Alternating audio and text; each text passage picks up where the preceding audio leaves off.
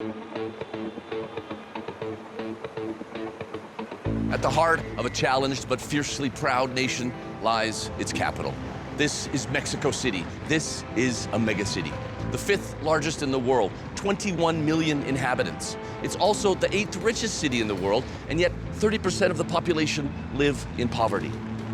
What a vast spectrum in which I get to work in my search for the life-size city. But I know that there are people here, like in cities everywhere around the world, who are working positively to force urban change. I want to hear, see, and experience what they're doing to improve urban life in this vast arena of contradictions.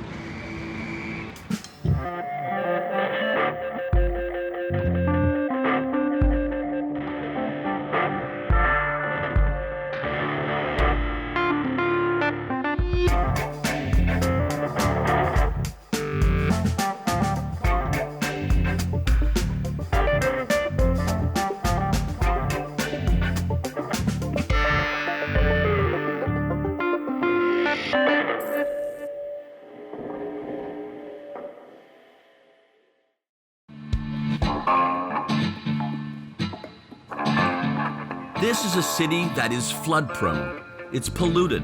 It's a hotbed for earthquakes, and it struggles with its fair share of inequality. But man, Mexico City's got that thing you just can't explain. A thing that sets it apart, that makes you want to keep on coming back. Because although this city fights every day with the elements, so many elements, it's also a place that is rooted in ingenuity and creativity. You certainly can't tell it now, but this was once an island city, as in sitting in the middle of a huge lake island city. Tenochtitlan, as it was called by its first inhabitants, that would be the Aztecs, dwarfed many European cities at the time, both in size and in inventiveness. Then the Spanish kind of ruined it all in 1521. The lake was drained, believe it or not, and Mexico City rose from, well, the dust. Explosive population growth has been driving the city ever since. Between 1960 and 1980, its population has more than doubled. Yes, it's a megalopolis. Mega. But many here still see it as a village.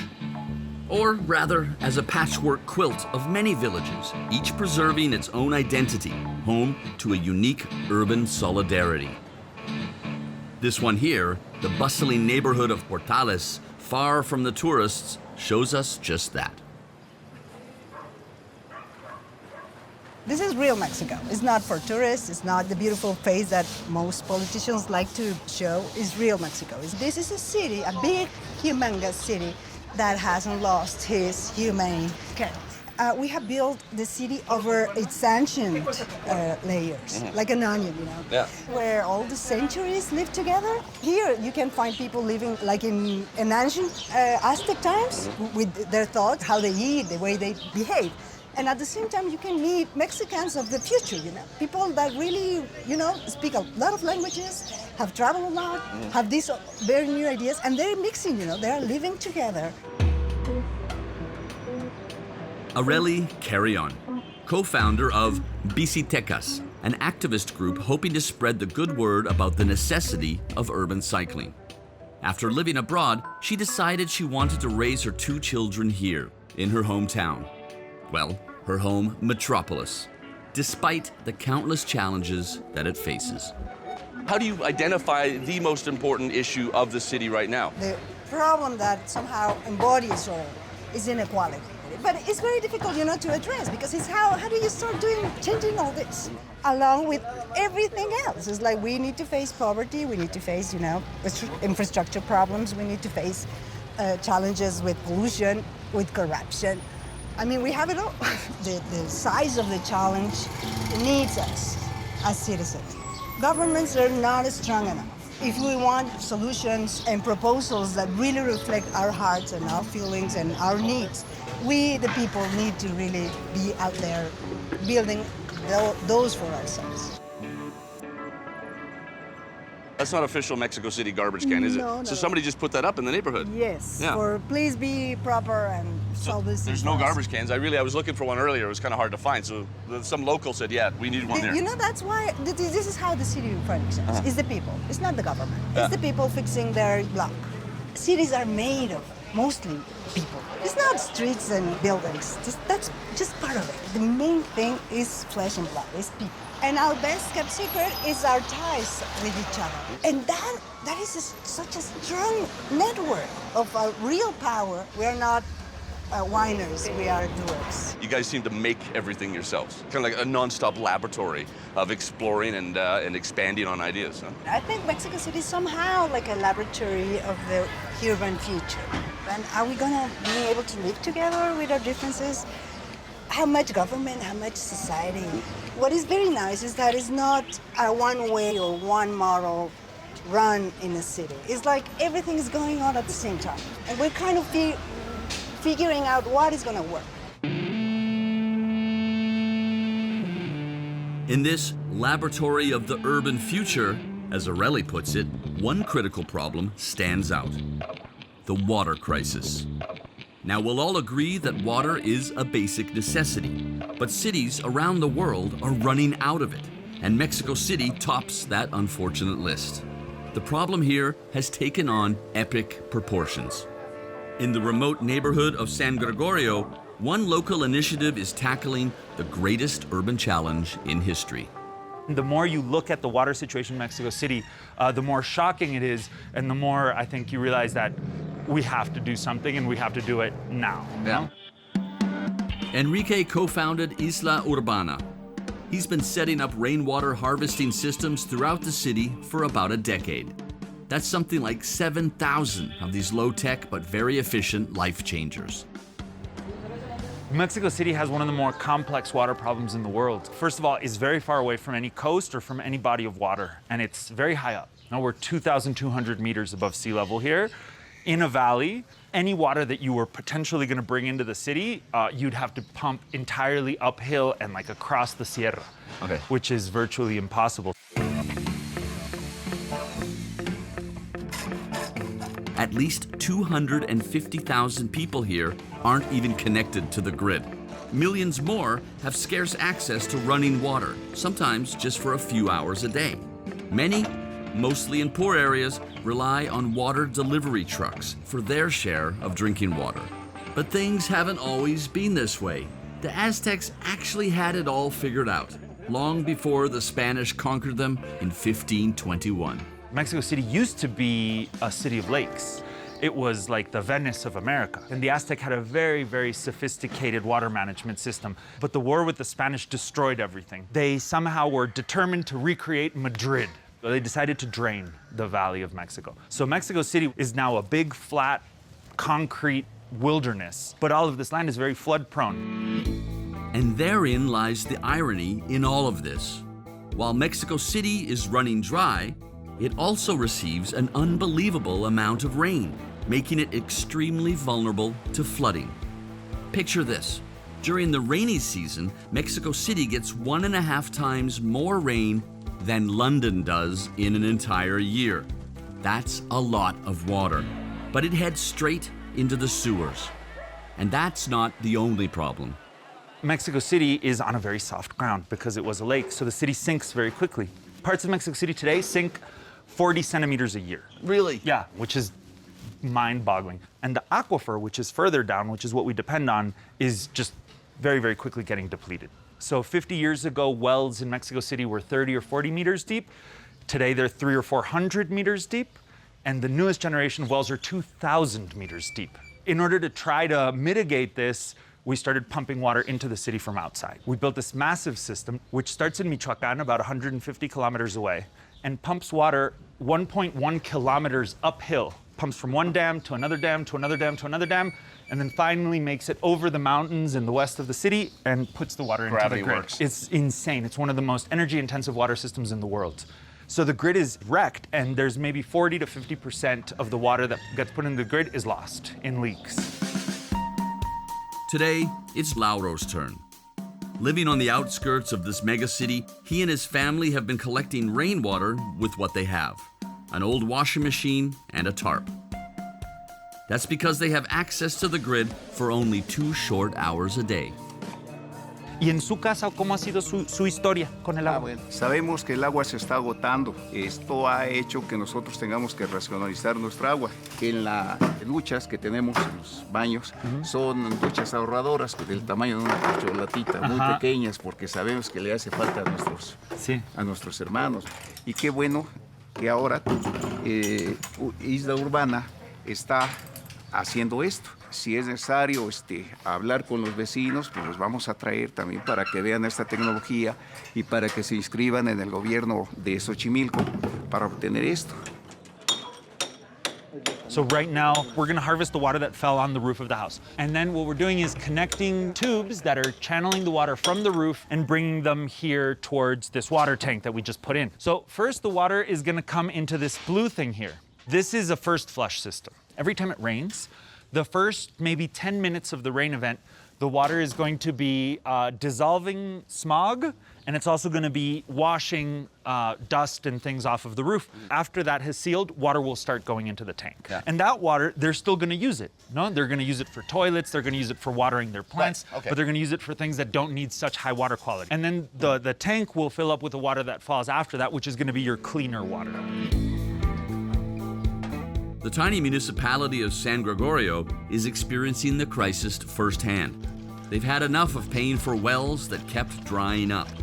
They're now trying very hard with their very limited budget to make miracles happen. So they decided to pay for Isla Urbana's systems for the whole neighborhood.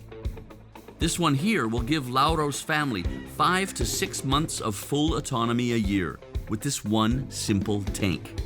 And they could eventually become fully autonomous year-round by burying a cistern in the ground. Having the tools to be fully water autonomous is the difference between being naked in the storm and being equipped for it. And that's what this project is all about.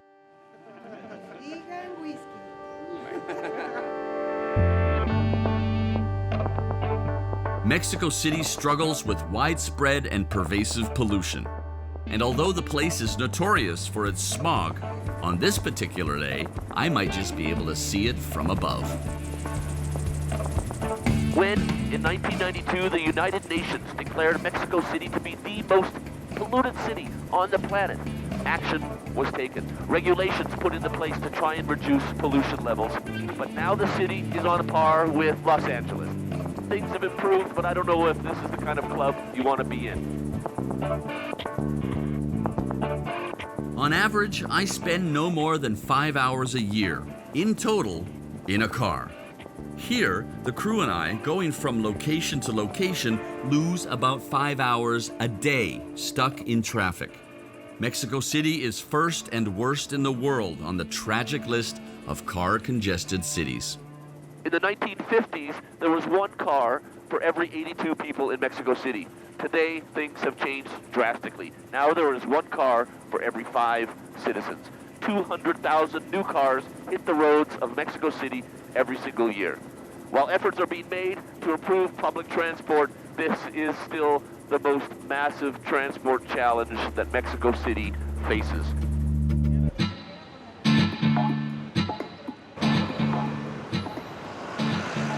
Citizens here can count on an impressive metro system with 12 lines. It moves 4.6 million people each and every day. But it was built in large part in the 1970s. The city has since expanded so heavily that its vast metropolitan area now suffers greatly from an insufficient public transport system. The result is a socially and spatially segregated city, divided between the center and the periphery. Traveling to and from the center for those living on the outskirts takes 4 to 6 hours daily, and sadly wastes almost a third of the average salary. Andres is the go-to guy when it comes to moving people around. He's been an activist at ITDP, the Institute for Transportation and Development Policy, for years. And now he's a real estate developer concerned with urban density and affordable housing. He brings me to the Pantitlan metro station, located about 10 kilometers outside the city center. One of the problems that the transportation system has in Mexico is that it's not completely integrated. A person that wants to get to the station, they probably have to take either a taxi or a bus, and then you get into the station and you need to make a new payment to take the train. To a new system. Yeah, to a new system. Yeah. And then you get out and probably you're gonna make a transfer to the BRT system and you need to make a new payment to a different entity. The wayfinding system of the city, it's not very good, and obviously it gets worse as you move further away from the city center. Now, it's just kind of funny, we've come to the train station here and we're talking and we're doing our job, but then we don't know where we're going and everybody's discussing and we have absolutely no idea. It's like the wayfinding of the station is lacking. It is also massive. I mean, I don't know where the hell I am right now. Mexico City has relentlessly tried to improve the situation by adding a BRT service. It expands every year, but for Andres, the city lacks a transport-oriented vision in its development, especially around the existing metro stations. The city here, are they, with their publicly owned land and the opportunities that they have, are they doing enough? They have the first part right, which is the public discourse of the justification. Like, we need to create more development around the stations, we need to create density, we need to create this compact city. The thing is that they're using all this land and private investment to create malls. Malls. That's so last century. Yeah. What needs help is the things that people are not being able to pay elsewhere. So that's affordable spaces. Affordable spaces obviously for houses, schools, hospitals, daycare, shops obviously, small businesses. We head back into the city center to go to a parking lot. One of the many, many parking lots lining the streets of Mexico City. Because cars are an essential part of the transportation problem in this car-centric city. And you know what? Until recently, building a new construction without a parking lot was illegal. The law actually required one parking space for every 30 square meters of newly built office space. And that led to a crazy average of 40% of building space devoted to parking. Now, I've been around, and let me tell you, providing more parking is often at the core of the problem. There's parking on top of that apartment building. Oh, right, we're right there. Yeah. Exactly. Oh, yeah. All of these buildings, especially office and corporate buildings, they have at least 1,000 parking spaces each. Wow. Okay. If you create parking in every land use and in every destination, people started driving, and what happened is that car use has been growing exponentially in Mexico City. So we have an increasingly congested city. We're basically creating huge parking with some amenities, which is the city. And it should be the other way around. We should be creating a city and maybe, if it's very justifiable, some parking. With a lot of work, Andres finally convinced city officials to get rid of this surreal regulation. In fact, it's been reversed. Instead of a minimum parking space, the city now imposes a maximum. Now it's even legal to provide no parking space at all. This, of course, won't redefine the entire city in the blink of an eye, but it's still an important shift in mentality for this extremely car-centric city.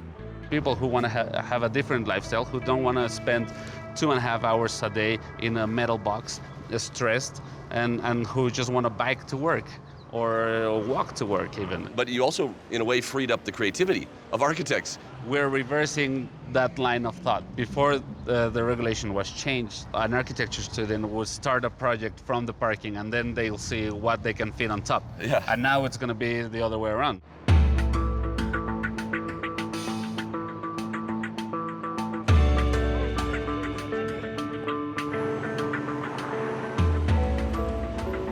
There are over 30,000 people involved in traffic incidents every single day in this megacity. I'm going to meet some people here in the neighborhood of Nápoles who are trying to do what they can to solve a very pressing problem.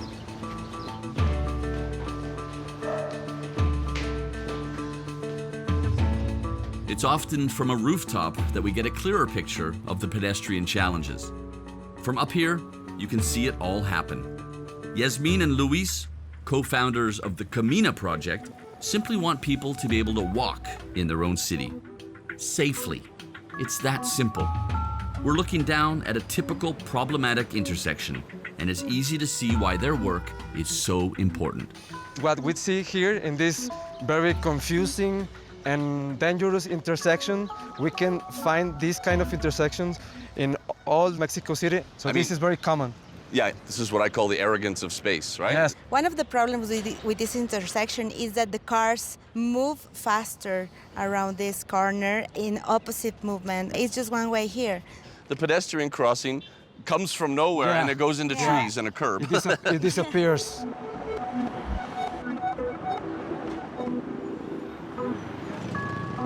How serious is the problem with traffic incidents in Mexico City? It's very serious. There are like 3 persons per day that they are dying in the streets. 3 a day? Yeah. Tell me what you guys are trying to do about it. We redesigned the street in order to make the street safer to pedestrians and the other users. Our tool is tactical urbanism, and we do it because of the people. The first thought that they have is that it's very normal, the traffic, and it's very normal to walk around the cities without care. So we just want to develop these projects to start changing the minds of the people. You're going to put me to work, I hear, as well, right? Yes. You ready? Let's go. Let's get down there. Hola, amigos. ¿Qué tal? ¿Chaleco reflectivo? All right. Vamos a dividirnos en 2 equipos. El primero vamos a poner los conos en el nuevo rediseño. Y el segundo equipo se va a ir con Luis. El primer equipo es conmigo, los conos, y el segundo equipo se va a ir con Luis para poner estos nuevos tiles, pisos en el piso. So you're going to block it off so cars will not be able to do that Yes. shortcut now. Exactly. Now we're going to make some design like Mexican classic tiles to make it more pretty. We're going to use a tape that glow in the dark. Okay, wow, cool. So at night, we're going to see it, all the textures we made. Is this legal? Am I going to be in a Mexican jail by 7 o'clock this evening? I don't know. It's not really legal. That's like the best answer ever. Yeah, I don't know. Yeah. I think the real answer is, it all depends. Adentro de esta línea. For this specific intervention, they've obtained the blessing of the local authorities, who even lent us a truck to transport the traffic cones. But other interventions have often been carried out in a more guerrilla style. We want them to change the design of this. Yeah, no, you're showing them how it should be, Yeah. right? Camina wants to democratize actions like this one. They've produced a DIY manual explaining how to redesign problematic intersections wherever you are, using whatever is available. Buckets, wooden crates, boxes, anything. The idea is to show citizens that it's cheap and easy to make their streets safer. And to me, that beats waiting for the government to solve it all. As we reshape this street corner, one of my personal heroes shows up. This is Peatonito. He is the lucha libre defender of all pedestrians. This is a fight against reckless motorists in the streets in order to save the pedestrians. For example, I go out to the streets and stop the cars. I push the cars backwards when they are in a crosswalk. Also, my most polemic action, Michael, is when I walk on the top of the cars when they parked in the sidewalks, because that's the space for pedestrians. So how do the motorists react? The first time I went out to the streets, I was afraid. The motorists like it. Like 80% of the motorists, they smile, they understand the message. Yeah. That's why we have to build these cities, these human-scale cities for pedestrians. That's why we should shift the paradigm. No? Now we are full of cars. If we build intersections like this, people will feel safer to walk. And that's why I fight for pedestrian rights. Gracias. Hey! Gracias. All right, so you put the cones and I will defend you here. I will save you from the cars. All right? All right. Cool. All right, done. Nailed it. Yeah. Boom. Last year, the activists changed the traffic law of Mexico City. We reduced the speed of the streets And now we have reduced 18% of all the fatalities in the street. And now the government has implemented more than 100 safe crosswalks in Mexico City. We have reduced 50% of all the fatalities in those crosswalks. 50%. Wow. Yeah. So it's a lot of people that we already have saved. If we build a city for the pedestrians, it's safe for everyone, for the pedestrians, for the cyclists, and also for the motorists.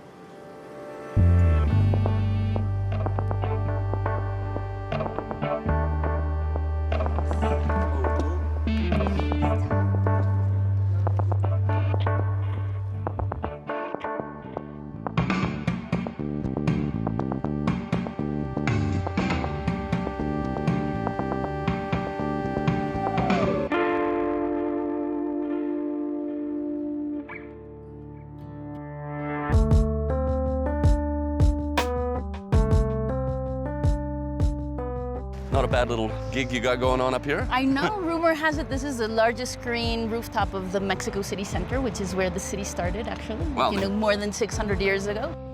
Gabriela Gomez Montt is the director and co-founder of Laboratorio para la Ciudad, the laboratory for the city, Mexico City's official creative and experimental think tank. And trust me, she isn't afraid of facing urban challenges head-on. Her staff of 20 is very diverse. Half of them come from disciplines you'd expect: geographers, data analysts, social scientists. The other half, however, come from the creative world. They're writers, filmmakers, artists, and to them, creativity is a powerful tool. If you ask me, what does the laboratory specialize in, because we've got a wide agenda from mobility to experiments in democracy. I think we specialize in the gaps. Like, what are the conversations that are not being had, the things that are not being said, the people that are not included in the conversations, the disciplines, the framings, the points of view that have not necessarily been part of policy making and of city making from within the government. One of the things that I find really intriguing about Mexico City, not only for ourselves, but actually for the rest of the world, is that we function as a bridge between the emerging world, if you will, and the developed world, because we are one of the largest city economies in the world, just like the Mexico City economy is equivalent to the economy of the whole of Finland. Wow. This is also a very divided city in many ways, geographically, socially. So we both have some of the world's richest men, but we also have the lowest minimum wage of Latin America. So as a lab, how do you deal with this? Like, how do you think both envisions that encompass a city, but also start traveling the scales of the city and be able to ground projects and ideas in very specific neighborhoods that are very, very different than one to the other? The metropolitan area of Mexico City has almost 5 million kids, so I believe that's more or less the population of Denmark. Yeah, give or take, yeah. Give or take, just of kids. Yeah, wow. Just kids, that is what it's like. And so That's a beautiful resource to have. It's a beautiful resource to have if you do something with it, because again, like, this is where we play with paradoxes. Places that have a young community and young muscle obviously have a lot of advantages, but you need to know how to work with these, with your youth and with your young people and your children, because if not, it becomes an Achilles heel as well. So, many of the crime indexes and such also come from this same population that could be one of your biggest assets. Peatoninos, called Play Streets in English, is one of the leading projects supported by Gabriela's team. It's quite simple, but it really is a way for the children to reclaim their streets. Citizens of a marginalized neighborhood are called on to close a street to traffic, so the children can actually play in it. Because that is the true nature of the people here, a passionate involvement in their quest for a better home. 60% of the city was neighbors and people saying, "Oh, well, we should create a neighborhood here." And then, and borrow your hammer. You got a saw, and then off we go. Absolutely. Yeah. Is your job fixing a leaky boat and making this beautifully crafted boat float again, or building a ship for the future? I think much of this urban planning for places such as Mexico City is, yes, figuring out what our urban futures look like, but part of that urban future many times is actually looking back into our historical DNA. Can we recreate urban languages and political forms and have places such as a lab be a meeting space and a common ground between people that want to be part of the city life, even if they don't trust bureaucracy? Every time we host a workshop, every time we host any type of call, we see people coming in important numbers. So this is a little bit what I'm very excited about in terms of the future of cities, is how can governments be more of that and less of my pain, which is bureaucratic and stubborn and obtuse and not necessarily all that integrated into what their society wants. The ultimate right to the city is the ability to be able to imagine the city and then make it come true, because first we make the cities and then the cities make us. How do we live together? How do we move together? How do we stay healthy together? For me, a conversation about the future of cities on a human scale obviously includes bikeability. Remember my friend Areli? Well, she's been awarded the title of Bike Mayor by fellow bike activists. We're testing the streets of this car-addicted city on two wheels. According to her, it took 10 years for authorities to accept that urban cycling was more than just a hobby, and another 10 to actually build a few bike lanes. Ecobisi helped spark the change.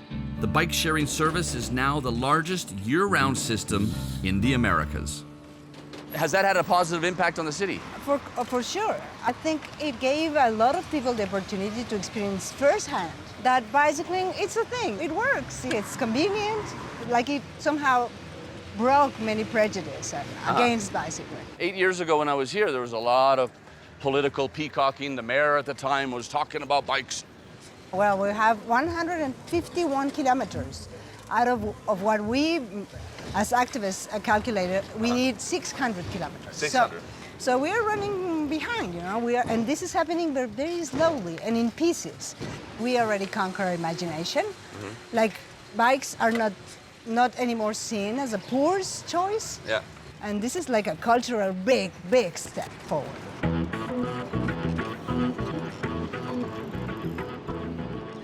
So this, if I'm not mistaken, looks like a bike lane in a way. Yeah. Is it? It's supposed to be one, but it's not because people is fighting against it. Yeah, it's parking. Yeah, it's like they feel they have the right to park. And they have done it for forever, and they are not willing to change. It's not easy. People is not willing to share the space. We've been a city where the car was the king for so many years.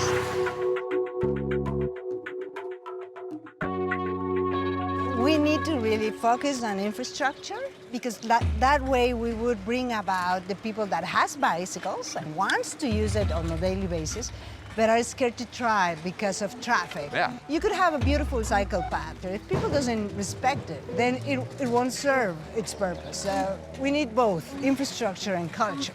Where's the end game for your activism? When everybody stops talking about themselves as cyclists and feel like, well, I'm gonna take a bike, you know. Yeah. I'm not a cyclist, I'm just a citizen moving around the city and using it once in a while or for whatever, every time that I want. Equal access to the road, that's a fight you can hope to win. But there are other things you just can't control. Earthquakes, unfortunately, are one of those things. And here, they're also a part of daily life. The quake that changed everything in September of 1985 left profound scars on the collective memory and on the city itself. It killed more than 10,000 people and seriously damaged something like 100,000 buildings. The last big one in September 2017 happened exactly 23 years later, to the day. But all neighborhoods are not created equal when it comes to post-earthquake help and reconstruction. And that's precisely what's happening in Santa Cruz, in the district of Xochimilco. When the earthquake hit, we were working in more central parts of Mexico City and realized that there was a lot of help over there and very little over here. In one damaged area in Mexico City, in the same day I found about 600 volunteers over there, and you could even choose like what type of food you wanted to eat. You know, there were people passing with pasta or tacos. And on the same day I came to Xochimilco and found less than 20 volunteers. Yep. Less than 20 volunteers for one of the regions that has suffered the most from this devastating earthquake. This made absolutely no sense to Emiliano and Pia. He's an industrial designer, she's an actress, and a very involved citizen. Together with architects, urban planners, and strong-willed friends, they founded Reconstruir México, Rebuild Mexico. Instead of tearing down every damaged home, which seems to be a municipal trend here, they help rebuild houses with new and sustainable techniques. More than 80 people of various backgrounds are now part of the group. There is a need to understand how to build right again, and not to do the same mistakes within the building process. All your life savings, it's in your home here. So it's not like a decision that you can take right away to build fast or to build wrong again. The idea is to know how the community lives and what's important to them and what are their economic systems and their lifestyle in order to add up to that instead of trying to impose anything. Since you have this house that has been marked to be demolished, and in the other side you will see already 2 houses that have been demolished, right? Wow. So there were homes here on the same scale, the same level as the others, and they just dropped. This whole area is going to be demolished. And the landscape used to be so different a couple of months ago. Like you would have houses that aren't here anymore. Yeah.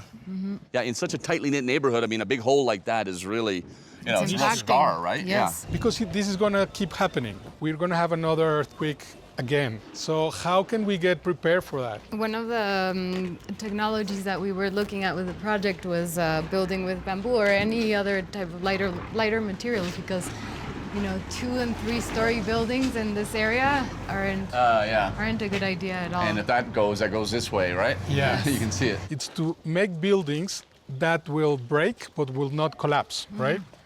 So we need a code that will allow that in order to save lives, but not as expensive as Japanese codes or building techniques. Araceli's house was declared damaged beyond repair, and the city, prone to tearing everything down, said it needed to be demolished. That's probably good money for the developers, but this is rarely the best solution for the people.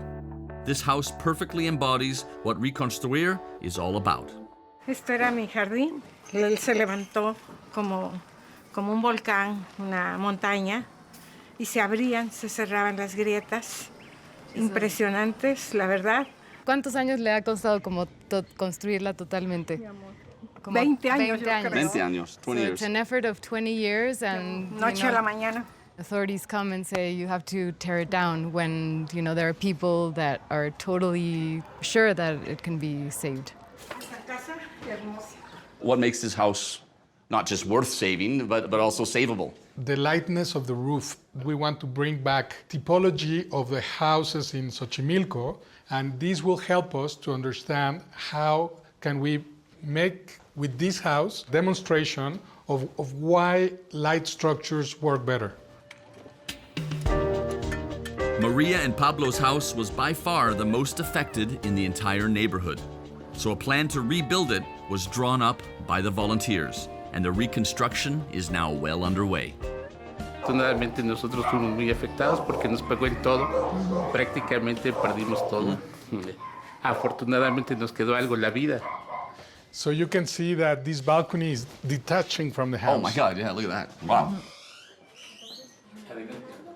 Esta casa es el trabajo de toda una vida, porque pues ahora sí que es toda nuestra vida que hemos trabajado, que hemos invertido en nuestra casa, pues para que nuestra familia esté bien. Nos dijeron cuando llegaron que era pérdida total, pero jamás entraron, lo dijeron, o sea, vieron lo de afuera.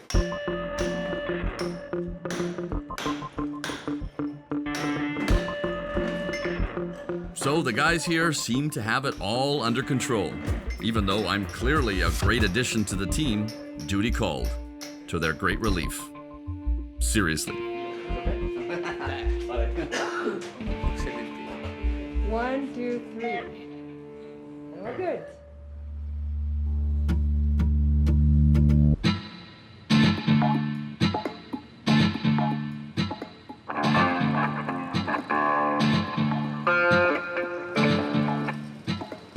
As soon as I show up in La Merced neighborhood, Ileana So puts me to work. There's lots to be done. We have to build the ring before the wrestlers arrive. Ileana is not one of them, although she clearly has enough willpower to tackle anything. She's a muralist and a painter, and an all-round inspiring human being. She created Lucharte, bringing the quintessentially Mexican tradition of acrobatic wrestling, wild costumes, and masks called lucha libre to the people who can't afford the big arena events. She's taking the wrestlers to the streets of low-income neighborhoods, and she's throwing art into the mix to give it all an edge.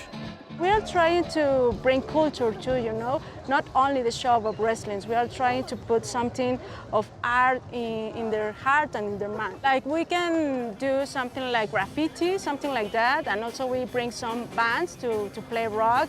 And also in another time we bring, for example, writers that also has write some books about wrestling, and they start reading with the people. But why is it important for you to expand that to art and music? Because in Mexico City, it's not so common that the people used to go to the galleries, to the museums, and use these activities of art. They didn't do it. And without of cost, you know, the people can feel free to enjoy it. All this is for free. We are trying to educate the people, you know. We live in a country that there are a lot of violence, so we need to put peace. And I think that the art is a little bit of peace.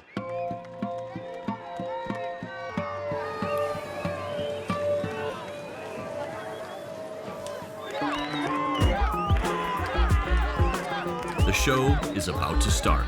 You can feel the crowd's excitement. The wrestlers are in their makeshift changing rooms, putting on their crazy costumes and masks. Come, Michael. Buenos días. Everybody's here for a good cause. The wrestlers are all volunteers, giving back to the community. Okay, bueno, pues vamos a darle con todo. ¿Va? Everybody's ready? Okay. They ready? They do it with the heart, you know.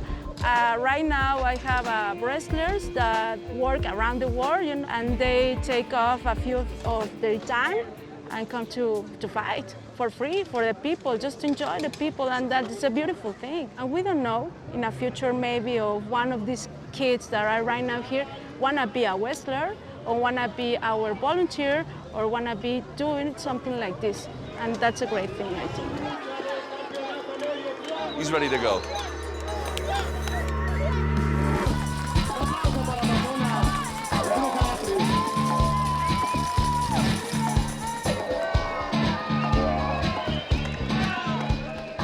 Yeah, this is a theatrical wrestling match, but it's also so much more. It's proof that a city isn't just about streets and buildings. It's a place where we share experiences, traditions, and culture. And a place where the word community takes on its real meaning.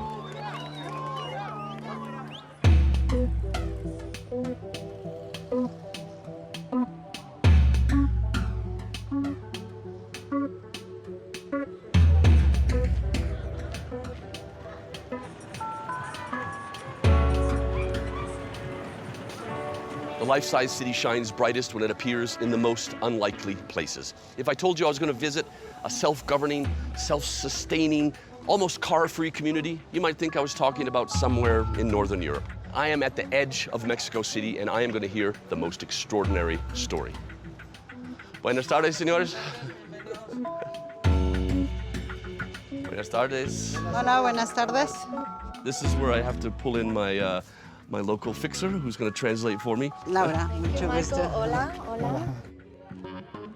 As I walk the streets of Yucalito with Raul and Yolanda, as I see children biking around us, as I notice the tidiness of the streets and the liveliness of it all, it doesn't feel in any way like the place is a repurposed municipal dump. And a massive one. This is where they piled the debris from the 1985 earthquake. And that included, sadly, human remains that had to be removed. Raul, Yolanda, and about 700 families totally transformed this forsaken place a decade ago. How do you start? You have mountains of garbage and debris. I mean, and now you have a very flat community. Empezamos a hacer trabajo colectivo, la gente con su bote, acarreando la arena, acarreando el escombro, la piedra, todo esto para irla depositando de manera pareja. Tratamos de hacer un poco más plano el terreno. Sí, desde que llegamos aquí empezamos a vivir sin agua, sin drenaje y sin luz. Pues yo creo que como 6 meses aproximadamente, aunque ya era habitable, aún no teníamos servicios. They found this place with trash. You can live here, but 6 months to clean it completely and start to put some houses here. 6 months from landfill to community. This is not your typical informal settlement, like the ones I've seen all over the world. Here, the community has bought the land from the municipality. They're no longer afraid of being evicted. This massive transformation, however, wasn't only about land ownership. It went much deeper. Where there was a no man's land filled with garbage and debris, they've created a vibrant community. Here, people who had nowhere else to go got to build a home. Pues la idea es de que de manera conjunta pudiéramos resolver nuestros problemas de falta de vivienda en la Ciudad de México.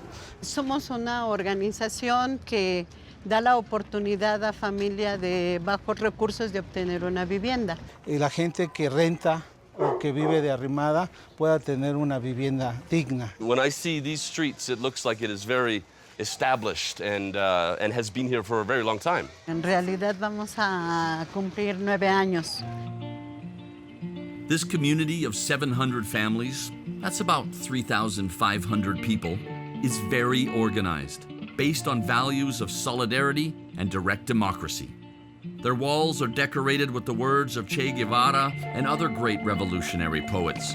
But in fact, they create their own rules, their own way of living. So this is not just a group of families living together. This really is a community where you take care of each other and you decide everything together. Sí, nos ayudamos entre todos. Claro, nosotros tenemos un reglamento interno que nos permite llevar una mejor convivencia. Aquella persona que no lo sigue y que viola una de esas reglas, obviamente tiene que ser no expulsada, sino se le retira su derecho a la vivienda. Es la Asamblea General, como máxima autoridad, la que decide cómo convivimos. La Comisión de Vigilancia, la que resguarda la seguridad de todos los vecinos. La Comisión de Salud, la que promueve campañas de salud, vacunación, y la Comisión de Prensa. It's really a community. I mean, they're taking care of the film crew and everything, and there's a car coming, they're going, no, just back up, dude. The municipality didn't provide any services. The people of Yugalito did it all by themselves. Electricity, lampposts, sewage, running water. I'm talking everything. They've installed a rainwater harvesting system. They sell potable water to surrounding neighborhoods. They have a small soap factory, a garden, and a farm, because many of the children have never left the neighborhood and have never even seen a cow. The community also provides activities for the children, a playground, a music school, a library, chess classes. And they also have a football pitch, and not a small one.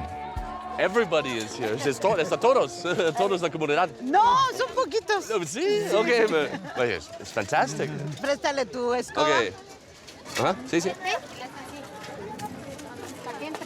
So, okay, vale. Okay. Let's get stuck in there, right?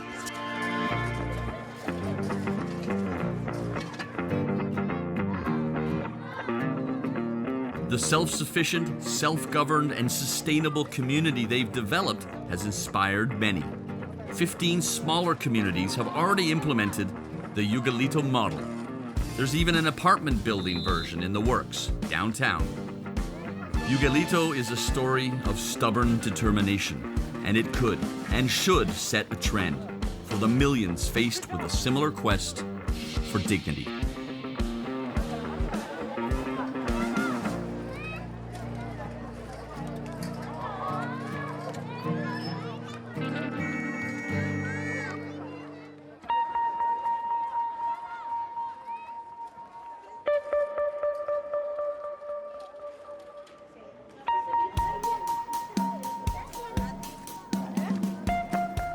This is a part of this community. Mexico City's so big, and here they have a small place, and they built it themselves. So do you think it would work there? Sí, Yeah? creo que It works? sí, sí. All right.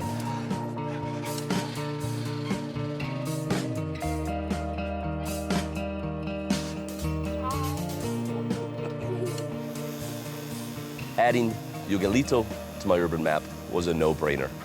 This community rose on the rubble of an earthquake, and the people here represent the amazing resilience of every citizen of Mexico City.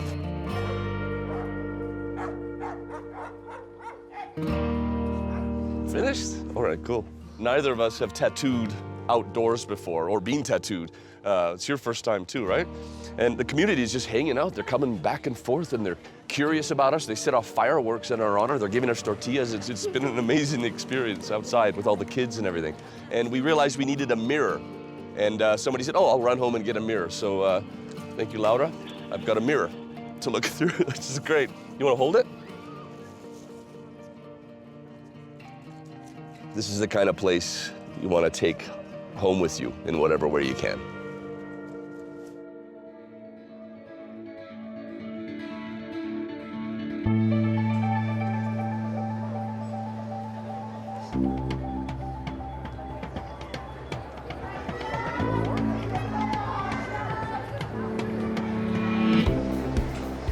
There is something so fascinating about megacities. The sheer scale, the blizzard of sounds and smells, the long list of urban challenges that they face. Mexico City took my breath away. And I feel that this city has an edge over similar places. Strong urbanism, passionate activism, and it's cohesive. This well-connected network of citizens working for a better future is a force to be reckoned with. Mexico City doesn't scurry along with a worried look on its face and a furrowed brow. No, its chin is up. It is striding boldly into the future and whatever that may bring. This city is pure poetry in motion.